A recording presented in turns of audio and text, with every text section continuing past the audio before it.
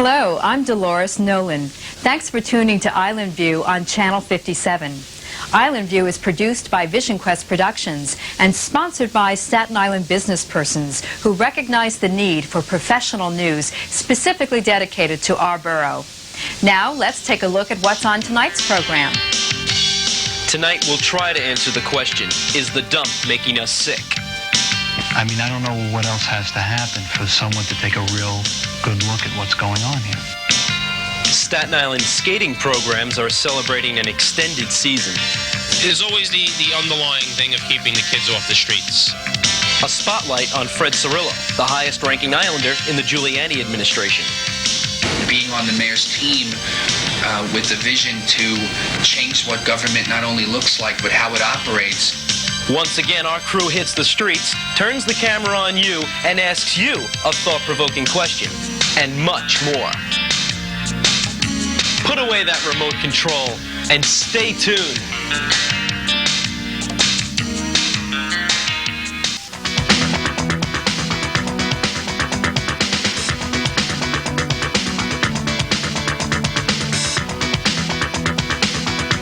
Welcome back to Island View.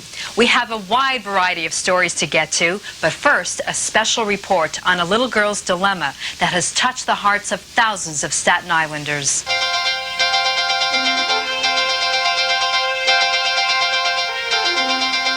With each passing year, as the Fresh Kills landfill continues to grow, unfortunately, so does the list of children with cancers who live in neighborhoods surrounding the dump. Tonight, we'll talk with one father whose first thought when his daughter became ill was the landfill connection. And we'll try to answer the question, is the dump making us sick? 7 years ago, when Robert and Maria Dadona bought their new Springville townhouse, what they dreamed of was a family and a wonderful life together. Back then, being new on Staten Island, the last thing on their minds was the Fresh Kills landfill. As a matter of fact, they weren't even aware that the dump existed. We were fortunate enough to be able to buy this place. We felt at the time, and we were really happy. We were getting married. We felt like it was a stepping stone, you know. We weren't even aware that the dump was here. Okay, to be quite honest with you, you know, and had we known, I can honestly say at this point that we probably wouldn't have. The reason for this concern began in December when their 4-year-old daughter Nicole became ill. In the middle of December, she started to wake up in the morning screaming about her head, vomiting. And again, you know, you don't think of these things. I mean, this isn't something that happens to you. It happens to somebody else. You know, we thought it was a virus. She had a virus. You know, we went to our pediatrician, who checked her quite a few times. And this went on for about a week, and then it stopped. And then about a couple of days later, it happened again. And then again, it stopped. She was okay through the holidays, Christmas and New Year's. Then January 2nd, she woke up screaming about her head and vomiting. And at this point, neither one of us could take it anymore. We didn't know what was wrong, so we took her to St. Vincent's, where we finally got her a CAT scan, and that's when we found out. What they learned was that Nicole was diagnosed with a rare form of brain cancer. So rare, in fact, that only 60 cases have been seen worldwide. Immediately, the Dadonas began to wonder if the world's largest garbage dump had anything to do with their daughter's uncertain future, especially when they learned that Nicole joins a growing list of children with cancers in neighborhoods surrounding the landfill.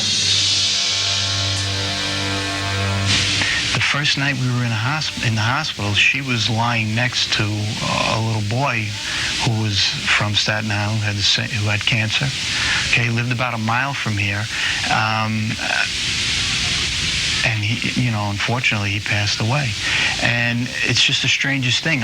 You know, you spend so many nights in the hospital, and I'm walking around, wandering the halls, and on the walls there's articles of children, and a lot of them are from Staten Island, you know, and from the different people that I have spoke to, I heard one figure where there was like 36 cases in a 6-mile area.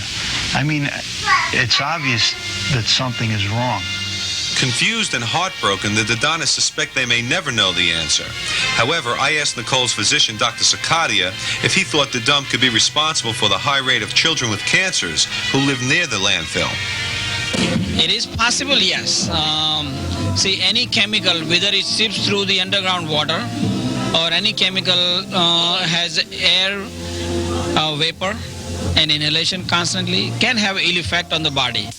I then asked Dr. Sukhadia if he felt the cancer rate among children on Staten Island was abnormally high. We do have cases of leukemias. We have cases of many other different parts of the body cancers. And our personal gut feeling is, yes, there is an increased number of cancer on the island. Part 2 of this touching story later on in the show. We'll take a quick break, and when we return, some news about a recent development for ice skating programs at the War Memorial Rink, and much, much more. We'll be right back. Stay with us.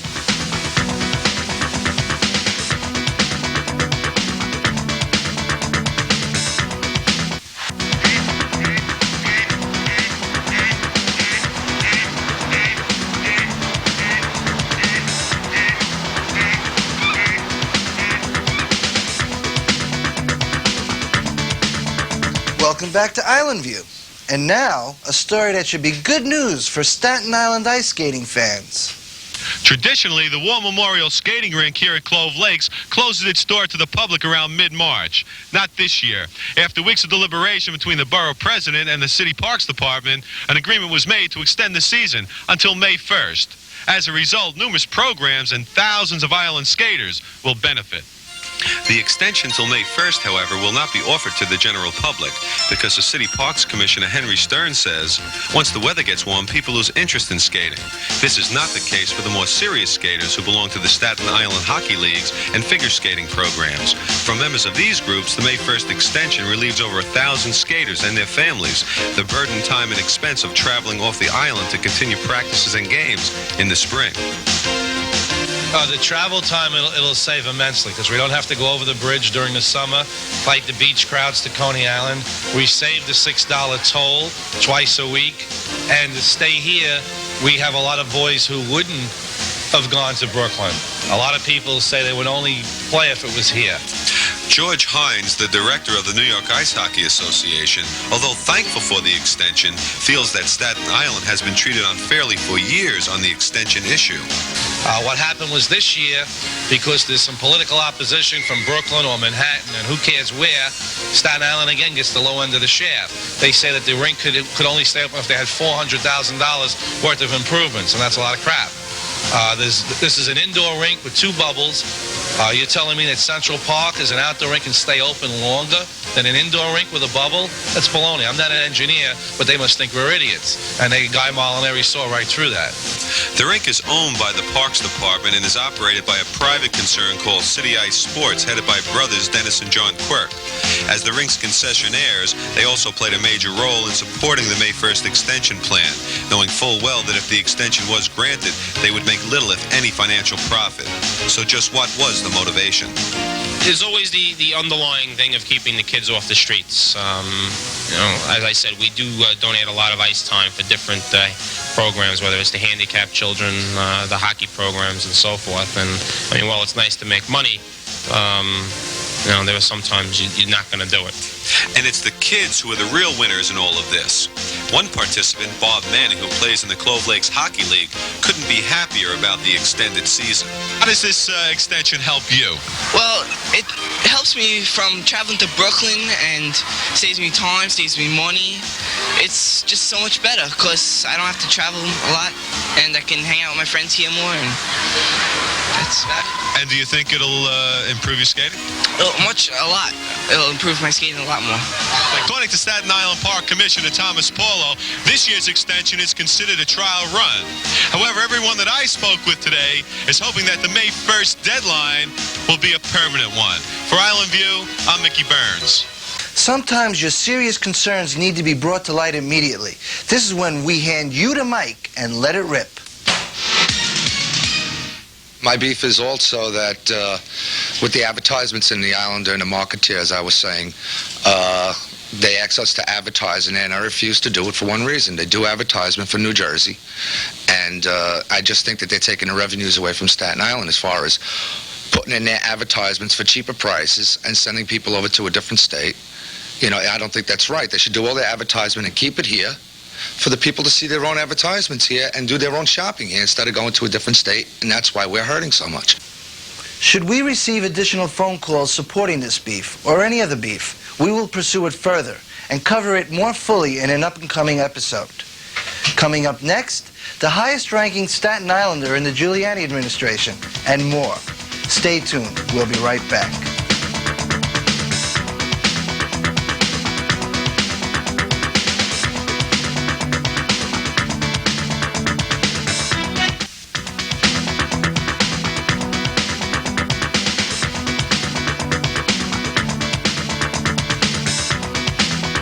The current height of the landfill, the height of the Statue of Liberty, the projected height of the landfill. 435 feet. Welcome back to Island View. Each week, our camera crew goes out onto the street to ask you a thought-provoking question.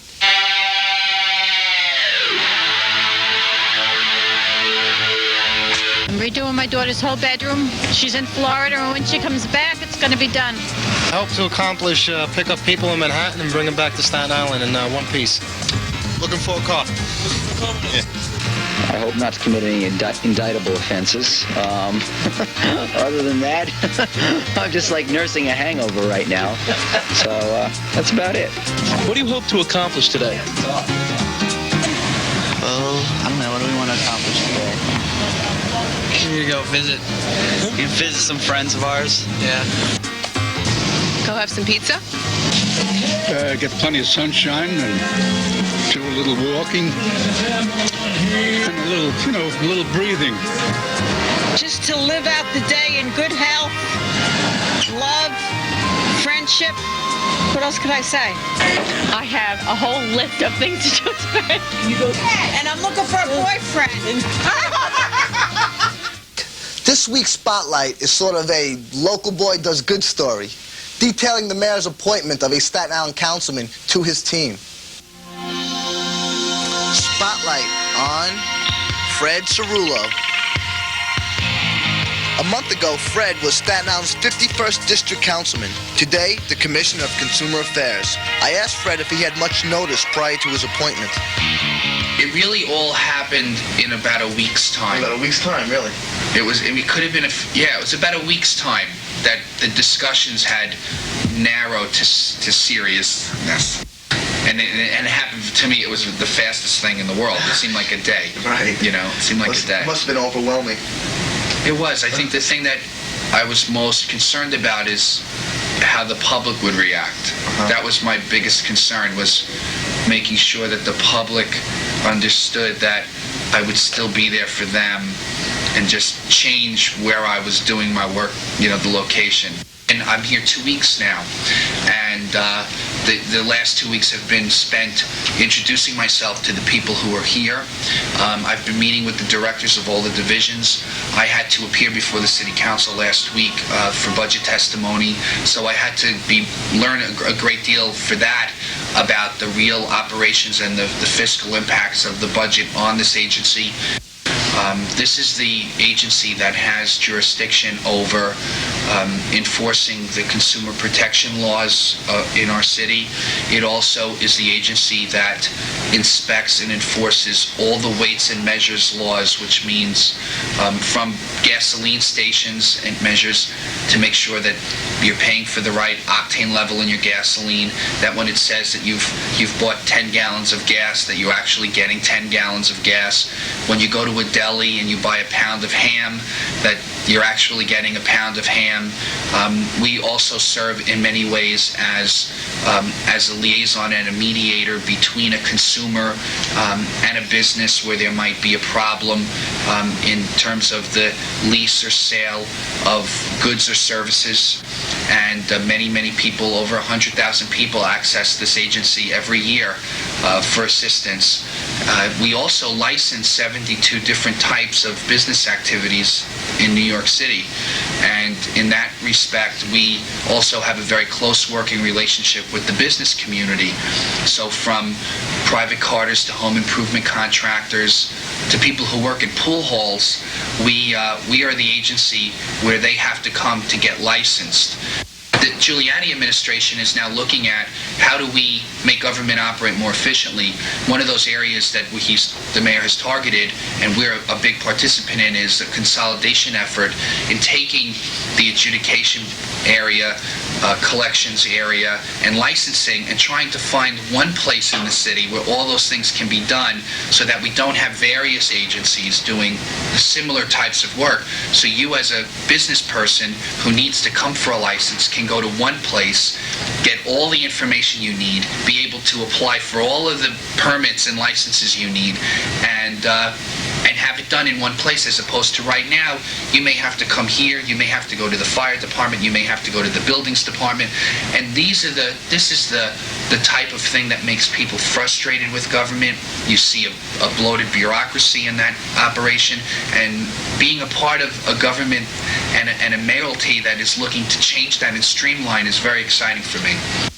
Being on the mayor's team with the vision to change what government not only looks like but how it operates is, I think this is history in the making, and I think the city will be better for it, and that really establishing an agenda for how I will take and where I will bring this agency is really what I've been focused on for the last 2 weeks. Plus, you have to understand, as someone who came out of the city council, I also have been maintaining my presence in the district with the transition that's taking place and the fact that the special election will not take place until April 26th.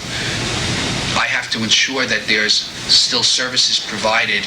My constituents, they're still my constituents, and I've been monitoring all of the cases. I have a system set up now in my office in Staten Island where when complaints come in, how they're dealt with. I've been going a couple of nights a week and on weekends into the New Dorp office to go through the mail and to update the correspondence and to make sure that letters get out, even though I'm here. So I'm sort of wearing two hats and battling the balance of making sure that nothing that was occurring in Staten Island and nothing that I was working on or people I were helping fall through the cracks. It's very important for me to make sure that doesn't happen. In just a moment, part 2 of our story on how the Fresh Kills landfill might be making our children sick. But first, this. Island View is brought to you in part by the law firm of DeSantis and Spinelli. Professional, courteous, capable, and thorough. The law firm of DeSantis and Spinelli, 983-7400. Plate Man. Why stand in another tedious DMV line? Save the time, the travel, and the wait. Call Plate Man at 667-4746. David E. Cohen CPA. Give your tax troubles to a friend. David E. Cohen. The only number you need to punch for taxes. 727-5697. The Staten Island Visual Business Directory. Have your company showcased on TV every day of the year for less than $1 a day. Call 727-3777. And now we'll continue with the story on little Nicole Dadona. In our quest to discover the truth about the hazards of the landfill, we attended Mayor Giuliani's recent town hall meeting, looking for answers to questions that were never asked. About the dump. Many people wanted to talk about the dump, feel that it's making a lot of people sick around it. It should have been addressed. How do you feel that it wasn't? Well, the fact is that I let people ask questions in the order in which they wanted to ask questions. Had I done it any other way, you'd be complaining to me that I cut people off. So the better part of valor is to let people ask their questions in the order in which they get to ask questions. Someone had asked that question, I would have answered that question. And the people who weren't able to ask it publicly, I had them come up, I listened to them, and I turned them over to the Sanitation Commission, and I took all their material, and I will go over it. Still looking for answers, I found Sanitation Commissioner Emily Lloyd and asked her if she thought the dump was making us sick. The preliminary information that we've gathered over the past few years as part of our consent order to continue operating the dump indicates that the sources of illness are more likely to be other things. The petrochemical industries across the river, benzene in the area from some other industries around here, a lot of stuff from all the traffic. There are a bunch of other sources that seem to be more likely causes. Painting a completely different picture of the hazards of the landfill is Borough President Guy Molinari. We've caught a lot of things over there that are wrong. For example, they were dumping asbestos one day not realizing that it was asbestos and was coming off one of the scows, one of the barges. The bags were breaking open. Asbestos was flying all over the place. And God knows if you breathe in asbestos into your lungs, it stays there. You're not going to feel sick the next morning or a month later or a year later. It might be 10 years before that asbestos in your lung creates a problem for you, but it's deadly. And if you breathe enough of it, it'll eventually kill you. And if that sounds scary, to make matters worse, consider what sits well beneath the landfill from years of illegal dumping that took place at the Brookfield section decades ago. 13, 14 years ago, there were a number of different carters who were carting illegally materials into Brookfield dump. I spoke to one of them who was required by law, by his sentencing, to talk to government officials. Russell Mahler was this man's name. And he came to my office with a law enforcement official, and he told me to my face that he dumped over 1 million gallons of toxics at Brookfield, and he was only one of several carters. So when the city says it was 1 million gallons, they were all together. They're wrong. It's a far greater number. So touched by Nicole's tragedy, over 500 people jammed the Columbia Lyceum recently to lend support and to raise money to help the Dadona family, whose medical bills have exceeded well over $100,000. And as Nicole continues to fight her battle against cancer, Robert Dadona struggles with the lack of sufficient information concerning possible health hazards perpetuating from the landfill. There definitely is not enough information about it, okay? And children are getting sick, children are dying, people are getting sick, adults. I mean, I don't know what else has to happen for someone to take a real good look at what's going on here. With each new case of childhood illness of kids living near the dump, all evidence seems to point towards a landfill connection. However, at this point, what Staten Islanders want and need more than anything else is the truth. For Island View, I'm Mickey Burns.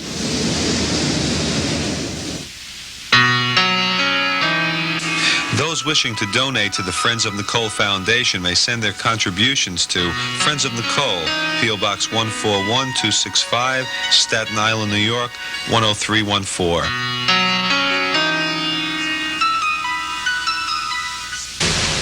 So how's Nicole doing now, Mickey? I spoke with Nicole's doctor this week, and I'm really happy to report that she's doing much, much better.